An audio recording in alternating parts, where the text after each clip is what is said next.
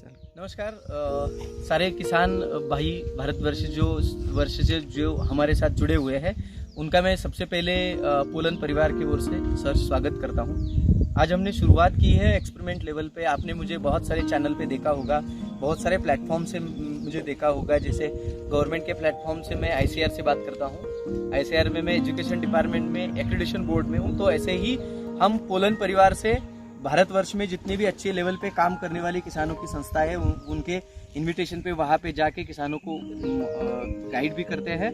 साथ ही साथ हमारा जो पर्सनल प्लेटफॉर्म है उसमें हमारे पास साथ 10-12 हज़ार किसान जो कुछ जुड़े हैं, तो उसको फिजिकली हम उनके खेत में जाके सर्विस देते हैं। इनके लिए हमारे पोलन परिवार से 108 एग्रोनॉमिस्ट काम करते हैं जो BSc MSc एग्री पढ़ाई लिखाई करके हमारे साथ पिछले 8-9 साल से जुड़े हुए हैं। तो मैं आज एक महत्वपूर्ण चीज़ों पे बात करना चाहता हूँ। ये जो फील्ड आप देख रहे हो, ये सारी फील्ड पोलन एग्रो की रिसर्च फील्ड है, साथ ही साथ धरती कृषि की भी रिसर्च फील्ड है। यहाँ पे ही पोलन एग्रो मिनरल्स का प्रोडक्शन यूनिट है, पैकिंग यूनिट है, रिप्रोडक्शन यूनिट है, सब कुछ यूनिट यहाँ पे है और यहाँ पे ही रिसर्च भी चलता है। ये फील्ड लोकेशन वाइज देखा जाए तो महाराष्ट्र स्टेट में जो कोल्हापुर डिस्ट्रिक्ट है उसमें करवी तहसील में आता है और एक पहाड़ी इलाका है जहाँ पे लगभग 1800-1900 मिलीमीटर बारिश हो जाती है। 1819 मिलीमीटर बारिश काफ़ी होती है। जैसे माना जाता है कि हमारे यहाँ पे इस फील्ड के अगल बगल में 5 से 6 डैम है जो यहाँ पे कभी भी अकाल नहीं गिरी है, इतनी बारिश यहाँ पे हो जाती है। यहाँ से थोड़ा नीचे हम 70-80 किलोमीटर जाते हैं तो गोवा की तरफ कोकन एरिया शुरू होता है। पहाड़ी इलाके घाट के नीचे हम जाते हैं तो पहाड़ी इलाका शुरू होता है। तो इस फील्ड में ऐसे माना जाता है कि गन्ना 30 टन के ऊपर नहीं पकता है क्योंकि बारिश 4-4 महीने लगातार होती है। केला तो आता ही नहीं था, ऐसा लोगों का एक एक्सपीरियंस था। लेकिन हमने 3 साल पहले यहाँ पे बनाना की शुरुआत की और उस बनाना की शुरुआत में जिस फील्ड पे हम खड़े हैं, ये बनाना की फील्ड है। 9 एकड़ पे हमने बनाना लगाया था और इस 9 एकड़ बनाना पे हमने जैसे ही काम शुरू किया तो हमें ऐसा लगा कि बारिश में जो नुकसान होता है कि ऊपर वाला जो ऊपरी परत है जमीन की, उस ऊपरी परत में से बहुत सारी चीजें जो हर साल बनती है, जैसे बायोमास को डिकम्पोज होने के बाद ऑर्गेनिक एसिड बनते हैं, एलिमेंट्स बनते हैं नेचुरल फॉर्म में, ये सारे पानी की वजह से बह जाते हैं या जमीन के निचले हिस्से में खिसक जाते हैं या हर साल जमीन फिर बेरेंड हो जाती है, अनफर्टाइल हो जाती है। तो इससे सर्कस करते करते किसान भी थक जाता है। लेकिन हमने उस पर उपाय योजना की कि जमीन को कम से कम खेड़े, कम से कम उसकी ऊपरी परत को हाथ लगाए, कम से कम उसकी ऊपरी परत को डिस्टर्ब करे और मैक्सिमम उसकी प्रोडक्टिविटी को यूटिलाइज करें। तो ऐसे में थोड़ा धीरे धीरे हम जैसे इसके साथ एक्सपेरिमेंट करते रहे तो हमने ये 3 साल में एक देखा कि इस फील्ड में हमने 0 कल्टीवेट किया है। शुरुआती में प्री कल्टीवेशन किया, उसके बाद बेड बनाए, बेड के बाद केला लगाया। 8x4 पे हमने केला लगाया था शुरू में, यहाँ की सारी सिचुएशन, नेचुरल सिचुएशन को देखते हुए। और 8x4 पे केला लगाने के बाद हमारा पहला क्रॉप जो था 21 से 27 kg पर प्लांट के हिसाब से प्रोडक्टिविटी आई, जो कि बल्कि इस पूरे डिस्ट्रिक्ट में सबसे बेहतर थी। क्यों बेहतर थी? क्योंकि हमने ज्यादा से ज्यादा खेड़खाड़ कम कर दी, जमीन की जो ऊपरी परत को डिस्टर्ब नहीं किया। जिससे फायदा क्या हुआ कि नेचुरल जो चीजें हैं वो जमीन में डेवलप होना शुरू हुई। ऊपर से वेस्टेज, हर साल शुगर मिल से मिलने वाला फ्रेशमंड और उसको डिकम्पोज करने के लिए हमने पानी का बहाव और उसके साथ ही साथ जो नेचुरल जो चीजें थी वो ड्रिप से छोड़ी और उससे फायदा हुआ कि डिकम्पोजिंग चलता रहा, जमीन की ऊपरी परत फर्टाइल होती गई और उससे पहले साल 21 से 27 किलो की एवरेज आई। दूसरे साल सरप्राइज रहे, हमने 1 मिलीग्राम भी केमिकल फर्टिलाइजर को डायरेक्ट नहीं यूज किया, ना वाटर सोल्यूबल को यूज किया। हम दोनों को यूज हमने कम कर दिया और उसके सप्लीमेंट्री में हमने क्या किया कि इसके साथ हमने यूज किया कि जो हार्ड फर्टिलाइजर है इसको एसिड वैलेंसी दे के उसको सोल्यूबल बना के जो हमारा पोलन परिवार कर रहा है उसका टेक्निकल सारा डेटा हमने यूज किया और उसके तहत हमने उसको सोल्यूबल बनाया फर्टिलाइजरों को और उससे हमारा खर्चा बहुत रिड्यूस हुआ। लेकिन दूसरा एक मैजिक हुआ कि हमारा जो भी प्रोडक्टिविटी था दूसरे साल ही वो प्रोडक्टिविटी डायरेक्ट 21-27 किलो की रास हर प्लॉट में आ रही थी। 21 मिनिमम थी एक प्लॉट में, मैक्सिमम 27 थी, जो कि बल्कि पिछले साल की प्रोडक्टिविटी शुरू ही हुई 24 से और 29 तक मैक्सिमम हार्वेस्टिंग पूरा हुआ। इस साल की मैं किसान भाइयों को गर्व के साथ बात करना चाहता हूँ, इस साल हमने 1 मिलीग्राम भी वापस वाटर सोल्यूबल फर्टिलाइजर नहीं यूज किया, लेकिन हमने फर्टिलाइजर यूज किया। वो क्या किए, जो हार्ड फर्टिलाइजर थे जैसे DAP था, तो डाई अमोनियम फॉस्फेट को हमने एसिड वैलेंसी दी। वो एसिड वैलेंसी के लिए orthophosphoric acid, salt of phosphate use किया और उससे हमने उसकी सोल्युबिलिटी बढ़ाई, इनहेंस की। उसमें अमोनियम सल्फेट से नाइट्रोजन को मैनेज किया और अमाइन नाइट्रेट के साथ साथ अमाइन फॉस्फेट की मात्रा को बढ़ाया और पोटेशियम सल्फेट को उसमें ऐड करके हमने एक मात्रा ये बनाई हर स्टेज के हिसाब से, और हमारा खर्चे को हम 50% से रिड्यूस करके नीचे लाए और उसमें हमें सक्सेस मिला, जिससे जमीन की फर्टिलिटी भी डिस्टर्ब नहीं हुई, क्योंकि सोल्यूबल पार्ट 100 सोल्यूबल देने की वजह से सॉइल सैचुरेशन कम हुआ और अवेलेबलाइजेशन भी 3-4 गुना से बढ़ा, जिससे हमारी प्रोडक्टिविटी डायरेक्ट 27-29 से जो 24 से 29 थी वो डायरेक्ट 31 से लेके 39 kg तक चली गई। आखिरी में हमें 39 किलो तक के नुंगर मिले और उसका हमने तीसरा साल अभी हार्वेस्टिंग पूरा किया। पहले 2 साल हमने एक्सपोर्ट किया, कोई गड़बड़ नहीं हुई। इस साल कोरोना की वजह से और थोड़ा सा इधर हमारे यहाँ बाढ़ की स्थिति आई थी, बारिश ज्यादा हुई थी, उसकी वजह से जो हम फ्रूट केयर की गतिविधियां थी वो कम कर नहीं पाए थे, तो हमारी धरती ने इस फार्म को भी एक्सपोर्ट के लिए तीसरे साल का रिजेक्ट किया। लेकिन पहले और दूसरे साल का हमने पहले साल का 80 से 90%, दूसरे साल का 50 से 60% का एक्सपोर्ट किया और कोई प्रॉब्लम यहाँ पे नहीं आई। हम अभी अगली गतिविधियों को समझते हैं कि खर्चा तो कम हुआ, अभी हम अगले सोचते हैं कि ये सारे क्रॉप में खर्चा हम कैसे कम कर सकते हैं और ऐसे पहाड़ी या जहाँ बारिश कम होती है, जहाँ बारिश एवरेज होती है, यहाँ भी इस चीजों का कैसे इस्तेमाल अच्छे लेवल पे बना सकते हैं। आइए तो हम दिखाते हैं आपको इस फिल्म में आपको देखने लायक चीजें क्या है। सबसे बेहतरीन देखने लायक चीज है ये जो धड़ थे, वो केले के थड़ को हमने काट के बीच वाले हिस्से में कर दिया। ये बीच वाले में हिस्से में डालने की वजह से अभी बीच वाले हिस्से में जितना भी बारिश गिरेगी, ये बारिश यहाँ पे पानी गिरेगा, ये पानी गिरने के बाद जब बहने की चेष्टा होगी या बहने का प्रयास करेगा तो तुरंत यहाँ जाके उसको अटकाव किया गया है। यहाँ से पानी की गति को हमने रिड्यूस कर दिया, तो ये जो कचरा है ये बारिश में इस पानी को बहने से रोकेगा और पानी वहाँ ही सेटल होगा और धीरे धीरे जमीन में पेनिट्रेट होने की शुरुआत होगी। अभी हमने कचरा नहीं निकाला है, इसके ऊपर हमने 2,4-D सोडियम साल्ट की इस्तेमाल किया है। 2,4-D सोडियम साल्ट इस्तेमाल करने से केला पूरा मर गया है, यानी डेड हो रहा है। जैसे जैसे नए नए टिलर्स आ रहे हैं उसमें भी कोई जान नहीं है। ये देखो टूट के अपने आप हवा से गिर रहे हैं, इसमें देखो तो कोई जान नहीं बची है। अभी ये खत्म हो गया। अभी इसकी जो रूट की स्ट्रक्चर थी, ये सारे रूट की स्ट्रक्चर अभी ढीला होना शुरू हो जाएगी। जैसे आपने देखा, देखो ये सारा रूट स्ट्रक्चर अभी पूरा डैमेज हो गया अपने आप। जैसे ऊपर से बीडी साइड डाला, ये डैमेज हुआ। ये डैमेज होने की वजह से जमीन में अभी ये स्पोरेसिटी बढ़ रही है। जैसे देखो मैं हाथ से इस जमीन को कुछ भी कैसे भी मैं बना सकता हूँ। जैसे देखो ये अभी अंदर, जैसे इसकी जो जब ये जिंदा थी तो इसमें जिंदा होने की वजह से इसमें साइज बड़ी थी। अभी देखो इसमें साइज रिड्यूस होना शुरू हो गई। अभी ये दब रहा है। ये जैसे साइज दबेगा तो जमीन के अंदर इसकी स्पोरेसिटी बढ़ेगी और स्पोरेसिटी बढ़ने की वजह से फायदा क्या होगा कि जमीन में अंदर से एरेशन डेवलप होगा। जैसे ही इधर पपैया का प्लांट लगेगा, ये बड़ा होता जाएगा तो इसकी जो रूट है इसके लिए इजीली स्पोर सॉइल स्ट्रक्चर इसको मिलेगा। दूसरा, अभी देखो ये डिकम्पोज होना शुरू हो गया है। इसमें आपने देखा होगा तो जो डिकम्पोज करने वाली जो लिग्नाइट मटेरियल है इसमें से जो कंद में होता है, इसको डिकम्पोज करने के लिए ये छतरिया दिख रही है। ये छतरिया होना यानी क्या साइन होता है? ये छतरिया अंदर से जो बन रही है, ये छतरिया किसका साइन होता है कि जो लिग्नाइट मटेरियल है वो डिकम्पोज होना शुरू हो गया। ये अभी कल्चर पूरा ये डिकम्पोज होगा तो ये पपैया के दोनों प्लांट को डिवाइड होके मिलेगा। यहाँ का भी जो कचरा है बाद में हम उसको छोटा मिनी ट्रैक्टर से, जैसे पूरा डिकम्पोज होगा 3-4 महीने में, इसको उठा के धीरे धीरे उसको बेड पे हम उठा के डाल देंगे। ये हमारा 3 गुना फायदा हुआ। सबसे बड़ा फायदा क्या हुआ कि हमारी कल्टीवेशन कॉस्ट 0 हो गई। हमने क्या किया, बनाना को कट किया, बड़े को डाल दिया और इसके ऊपर जो नए टिलर्स आए उसके ऊपर हमने 2,4-D सोडियम साल्ट 150 ml पर पंप में 10 ml पर लीटर पे लिया और उसका स्प्रे किया।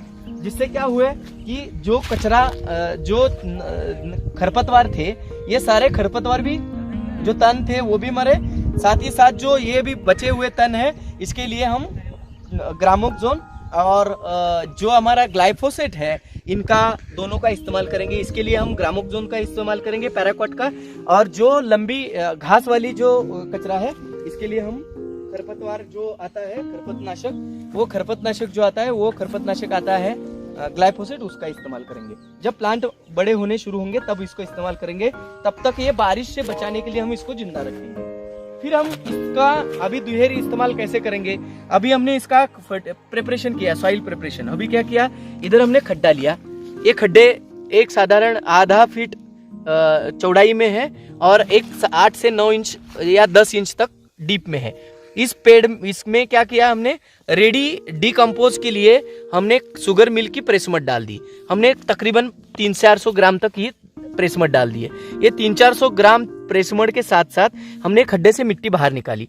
अभी इसके ऊपर हमने क्या किया, पर प्लांट के हिसाब से 10 ग्राम पीएचडी, 10 ग्राम एजेंट, जो कि पीएचडी क्या करता है कि सॉइल स्ट्रक्चर में अभी शुरुआती दौर में ये जो मिट्टी होती है, इस मिट्टी में जो भी पार्टिकल्स होते हैं, सॉइल पार्टिकल, इसमें जो राइजोस्फीयर का स्ट्रक्चर है बनने की सिस्टम नहीं होती है। तो पीएचडी क्या करेगा, इसमें प्लांट हाइड्रोलाइजिंग डायरेक्टर है, इसके पीएचडी को बोलते हैं प्लांट हाइड्रोलाइजिंग डायरेक्टर। ये पीएचडी क्या करेगा, इसमें जो प्राइमरी स्ट्रक्चर जो राइजोस्फीयर का है मूली के साथ, जो छोटे प्लांट के लिए, वो बनाने के लिए काम करेगा और 1.5-2 महीने तक मूली बनाने के स्ट्रक्चर को बढ़ाता रहेगा। ये इसका फायदा है। अभी उसमें हमने दूसरा कन्वर्टेस लिया, पोटेशियम सिलिकेट। ये क्या करेगा, जो भी हमने इसमें फर्टिलाइजर दिए हैं, जिसमें फॉस्फेट है, पोटेशियम है, नाइट्रेट है, सिलिकेट है, साथ ही साथ कैल्शियम है, माइक्रोन्यूट्रिएंट है, इन सारों को मोबिलाइज करेगा। ये क्या करता है, आर्थोसिलेसिक एसिड, मोनोसिलेसिक एसिड और पॉलीसिलेसिक एसिड जो भी कन्वर्टेस में होते हैं, ये पोटेशियम सिलिकेट के साथ जो एसिड्स आते हैं, ये एसिड्स क्या करेंगे, मोबिलाइजेशन का काम करते हैं, जिससे कि टॉक्सिसिटी नहीं बढ़ेगी और फॉस्फेट, कैल्शियम, नाइट्रोजन, पोटेशियम जैसे जो बेसिक एलिमेंट है उसमें से मेजर फॉस्फेट और कैल्शियम को मोबिलाइज करेगा, पोटेशियम को मोबिलाइज करेगा। इसका फायदा क्या होगा, जो प्राइमरी स्टेज पे जो प्लांट होंगे उसकी स्ट्रेंथ और उसका स्टेम अच्छे से डेवलप होगा। ये उसका सबसे बड़ा फायदा है, इसलिए उसको भी हमने 10 ग्राम पर लीटर प्लांट के हिसाब से लिया हुआ है। तीसरा हमने उसमें इस्तेमाल किया है जिप्सम, कैल्शियम सल्फेट, जो कि इधर की सॉइल्स जो भी स्ट्रक्चर है, इसके पीएच ऊपर हो नीचे हो, टॉक्सिसिटी है नहीं है, कुछ भी है, उसको न्यूट्रल कर देंगे। कैल्शियम सल्फाइड या सल्फाइड्स बनाएंगे और उससे सॉइल न्यूट्रल होगी। तीसरा हमें उसमें थोड़ा सा डोलोमाइट यूज किया है, जिससे भी सॉइल स्ट्रक्चर डेवलप का काम करेगा। अभी हमने 30 ग्राम डीएपी लिया है, 30 ग्राम 10-26-26 लिया है इसमें, ये खातर के साथ, और ये 30 ग्राम 10-26 के साथ साथ कैसे डालते हैं वो दिखाते हैं। वो ये खातर है, ये हमने शुरू में इस खड्डे में, जैसे ये अभी डालने का काम कर रहे हैं, अभी ये एक जगह पे गिर के प्लांट में डैमेज ना आए, इसलिए इसको फैला के डाला जा रहा है। ये फैला के चारों तरफ से डालेंगे हम खड्डे में। फिर ये फैला के जो डाला हुआ है जो खातर है, जिसमें 10-26-26 30 ग्राम, 24-24-24 30 ग्राम, और साथ ही साथ इसमें मैग्नीशियम सल्फेट 10 ग्राम, और सबसे बेस्ट जो पोलन परिवार का एक सबसे बड़ा जो रिसर्च प्रोडक्ट है वो है न्यूट्रीपोल SF, जो कि जॉर्डन देश के बाद इंडिया में पहली बार हमने इथाइल चिलेशन का प्रयोग किया और इथाइल चिलेशन बेस पे हमने उसको लॉन्च किया है। और उस प्रोडक्ट को सॉइल में हमने माइक्रोन्यूट्रिएंट की रिक्वायरमेंट के लिए शुरू में 15 ग्राम पर 10 से 15 ग्राम पर प्लांट के हिसाब से लिया है। और इस सारे मिक्सचर में हमने एक इंसेक्टिसाइड डालना है, थिमेट जैसा या फोरेट जैसा 5 ग्राम। इसको मैंने खड्डे को साफ किया, अभी लगाने की गतिविधियां कैसी हो रहेगी। अभी इस खड्डे को साफ किया, इसके बाद हमने जो मिट्टी बाहर निकाली थी, इस मिट्टी को मैं अंदर डालूंगा। इस मिट्टी के साथ खड्डे में जितना भी प्रेसमड डाला है, इस तीनों चीजों को मैं इकट्ठा मिक्स करूंगा, जिससे कि जो बाइंडिंग है वो मिट्टी के साथ फर्टिलाइजर और ऑर्गेनिक कंपोनेंट्स का बाइंडिंग होगा। और ये बाइंडिंग से फायदा होगा कि पानी, सॉइल स्ट्रक्चर, ऑर्गेनिक एलिमेंट्स और केमिकल फर्टिलाइजर, ये चारों इकट्ठा जब आएंगे तो एसिडिटी एक साथ सारे खड्डे में फैल जाएगी, एक जगह पे नहीं होगी, जिससे कि प्लांट को कोई नुकसान नहीं होगा, हार्मफुल नहीं होगा। जितनी मिट्टी मेरे लिए कम है ये खड्डा, उतना मैं मिट्टी से अगल बगल की लेके भरूंगा, जिससे कि मुझे इस खड्डे कि मिट्टी के साथ इसको मिक्स करने में आसानी हो। जैसे ये मेरा पूरा प्रिपरेशन हो गया। ये प्रिपरेशन होने के बाद हम अभी आगे की गतिविधियां देखेंगे कि इसको प्लांटेशन कैसे किया जाएगा। अभी हम इसे एक दिन 2 दिन का ड्रिप चलाएंगे, जिससे फायदा होगा कि इसका जो भी सोल्युबिलिटी है मिल जाएगा। अभी आपको फर्टिलाइजर इधर से गायब हो गया, ये फर्टिलाइजर गायब हुआ। अभी आपकी थोड़ी सी मेहनत है, जहाँ बचाई है उस बचाई हुई मेहनत को इधर इस्तेमाल कर दीजिए, थोड़ा बहुत खर्चा इधर लगाइए, जिससे आपको फायदा होगा पूरे साल 2 साल का, जिससे हमारी कल्टीवेशन कॉस्ट के साथ साथ इधर हेल्थ ऑफ प्रैक्टिसेस भी बढ़ेगी। ये मैंने इधर इकट्ठा करा, इकट्ठे करने के बाद ये मिक्स हो गया। अभी मिक्स होने के बाद अभी लगाने की गतिविधि की शुरुआत होगी। अभी हम पानी लेंगे और पॉज कर पानी, ठीक है। तो अभी ये खड्डा जो तैयार हुआ है, इसमें हम अभी 1 लीटर तक पानी डालेंगे। प्लीज पानी का 1 लीटर तक का हम पानी डालेंगे। सेंटर लाइन बस। ये पानी से ही इस खड्डा, मिट्टी, ऑर्गेनिक जो भी पार्टिकल्स थे, प्रेसमेंट था, जो मेरे पास, जो आपके पास होगा ऑर्गेनिक कंपोनेंट्स, वो इस सारी चीजों को मैं मिक्स कर रहा हूं। अभी ड्रिप चलेगा तो इतना पानी लेने की जरूरत नहीं है। मैंने अभी ड्रिप चलाई नहीं है मैं, लेकिन अगले 2 दिन ड्रिप चलाऊंगा। उसके बाद ये हमारा खड्डा तैयार, लगाने की प्रोविजन, इसमें ऐसा पानी डालेंगे, इतना ये रबड़ी बनी। ये रबड़ी में हमारी गतिविधियां स्टार्ट होगी, जिससे कि आपकी केमिकल फर्टिलाइजर की टॉक्सिसिटी से या उससे जो केमिकल रिएक्शन होगा, जिससे प्लांट को कोई नुकसान नहीं होगा। थोड़ा पानी, जैसे ये थोड़ा सा, बस इतना पानी हमें चाहिए। जैसे ये कीचड़ जो है, कीचड़ बना। अभी कीचड़ बनने के बाद हमें अच्छे हाथ से, आपको नहीं करना है, एक दूसरे बंदे से एक प्लांट को उठाना है आराम से। ये पपाया का प्लांट है, बस निकाल लो ना इसको। हाँ बस इसको निकाला गया है। अभी मैं देखो क्या कर रहा हूँ, इसको निकाला, इसको मैंने इधर से छोड़ दिया। बस बाकी कुछ नहीं करना है मुझे। खत्म बात, मेरा प्लांटेशन पूरा हो गया। ये हम चीज करते हैं तो ये जब खड्डा आधे घंटे के बाद सूखेगा तो ये पूरा खड्डा टाइट होगा। यहाँ पे कोई हमें दबाने की जरूरत नहीं और ये प्लांट मरेगा नहीं। खत्म। Thank you. आगे की मैं गतिविधियां जो भी होगी साल भर, इससे केले में पपैया कैसे लगाया जाता है, पपैया के बाद गन्ना कैसे लगाया जाता है, या वापस केला कैसे लगाया जाता है जीरो कल्टीवेशन से, जिससे काफी मात्रा में हम पपैया या केले को दोनों को भी 50 से 60 हजार के खर्चे में 1 एकड़ की उत्पादन लेने में सक्षम हो सके। केमिकल फर्टिलाइजर के खर्चे को और कैसे रिड्यूस करें, और टेक्निकल सपोर्ट हो तो कुछ भी करा जा सकता है। लोगों में बहुत सारी चीजों में जो कंफ्यूजन होते हैं, ये ऐसे बोल रहा है, वो ऐसे बोल रहा है। हर एंगल से देखा जाए तो हर आदमी अपनी अपनी जगह पे सही है, लेकिन हमें वो करना है जो और बेहतरीन किया जा सकता है। जो अभी गतिविधियां हमने की टेक्निकल वाइज आप देख लो।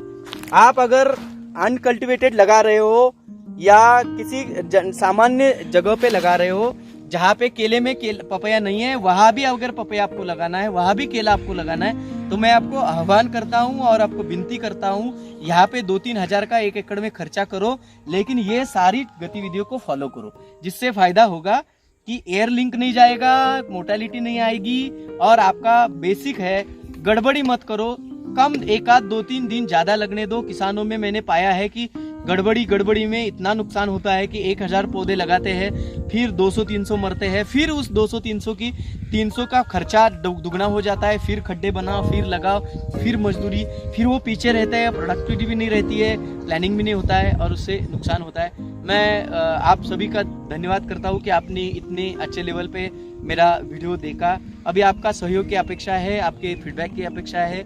अगर आप अच्छे लेवल पे फीडबैक देंगे तो हम और भी बेहतर आपके लिए करते रहेंगे। ये तो एक शुरुआत है, अभी इसकी पूरे रिकॉर्ड आपके इसी हमारे यूट्यूब के चैनल से, जो नॉलेज बिल्डिंग के चैनल से आपको पूरे साल मिलती रहेंगी। धन्यवाद। मैं सागर कोपर्डेकर आपके साथ जुड़ा रहूंगा, आपके साथ और आपके लिए।